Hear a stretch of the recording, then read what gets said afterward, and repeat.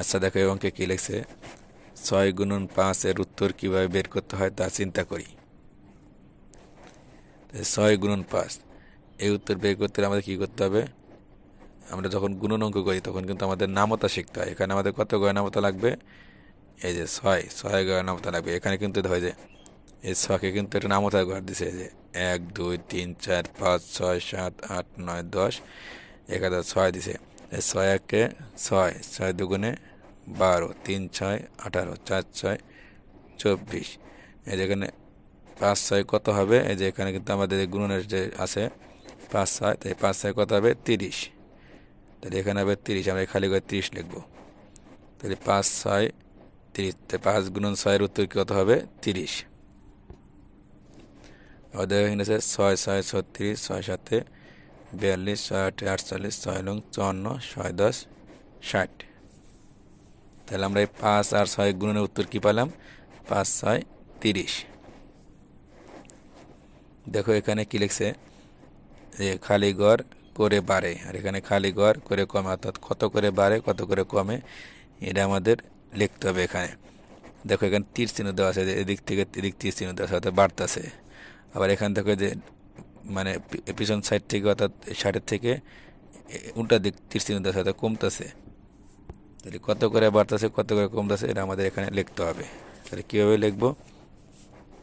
দেখো এই 6 1 6, 6 2 কত? 12, অর্থাৎ 2টা 6 যোগ করে কত হয়? 12। 3 6 কত? 3 6 18। তাহলে 6 6 করে কি বাড়তেছে? তা 6 যোগ 6 সাথে 6 যোগ করে কত হয়? 12। আবার 12 সাথে 6 যোগ করে কত হয়? 18। 12 সাথে 6 যোগ করে কত হয়? 24। অর্থাৎ 6 6 করে বাড়তেছে। তাহলে আমরা কী করবো? এখানে লিখবো 6 করে বাড়ে। এখানে দেখো আবার যে 6 10 60, আবার 6 9 54, আবার 6 8 48। এখানে কি 6 করে কমতেছে। যখন আমরা উল্টা দিক থেকে আসবো তখন কি 6 করে কমবে। তাহলে আমরা কি লিখবো? 6 করে কমে। তাহলে আমরা এই খালি ঘরে এখানে 6 লিখবো, এখানে 6 লিখবো। এরপরে দেখো এখানে কি লেখছে, 6 × 5 সমান 6 × 4 যোগ খালি ঘর। অর্থাৎ এই যে এই পাশে যে আছে 6 × 5 এরা সমান সমান এই পাশে বানাতে হবে। তাহলে কীভাবে বানাবো? এখানে দেখো নিচে কি নিয়েছে, 6 × 5 এর উত্তর 6 × 4 এর উত্তর চেয়ে খালি ঘর বেশি। অর্থাৎ এইটার উত্তরের চেয়ে এইটার উত্তর কত বেশি আছে, এখানে আমাদের খালি ঘর লিখতে হবে। দেখো এখানে একটা বিষয় আমাদের বলি, গুণন আমরা কখন গুণন কাকে বলে? যোগের সংক্ষিপ্ত নিয়মকে কি বলে? গুণন বলে। দেখো যদি আমরা এখানে কত 6 × 5, অর্থাৎ 6 আছে কয়টা? 5টা।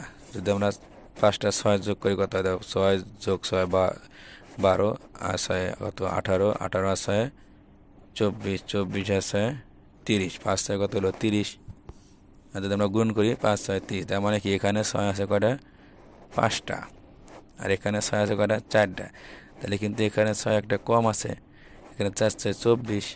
তাহলে এখানে যদি আমরা 5 6 30, আমরা যদি এখানে 30 বানাতে চাই এ পাশে, তাহলে কী করতে হবে? এখানে আমাদের 6 8টা লাগবে। যেহেতু এখানে 6 4টা আছে, তাহলে আমরা কী করবো? এখানে যোগ দিয়ে একটা এই খালি করে 6 লেখা দেবো। তাহলে কী হবে? এই পাশে আর এই পাশে সমান হয়ে যাবে।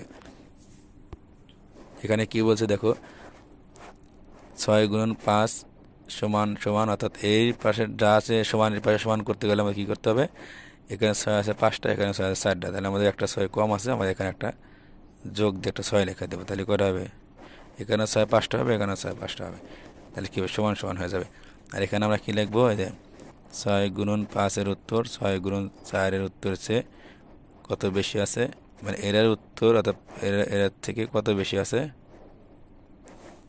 এই যে এখানে 6 আছে 4টা, এখানে 6 আছে 5টা, মানে একটা 6 বেশি আছে। তাহলে আমরা এখানে এটা 6 রেখে দেব।